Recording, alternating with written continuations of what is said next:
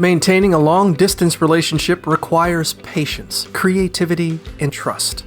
It is important to communicate daily, whether through text, email, chat, phone calls, or video chats. Avoid sharing information that may cause jealousy or make your partner feel left out. Trust is crucial in overcoming the challenges of distance, and it is important to address any concerns or insecurities directly with your partner. Recognize that feeling physically lonely is a common problem in long-distance relationships, but try to express your frustrations without blaming your partner.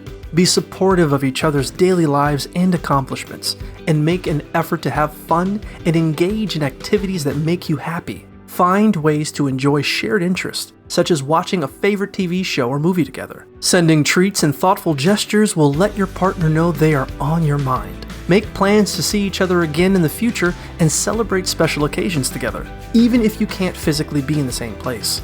Keeping a calendar and sharing it with each other can help you stay connected.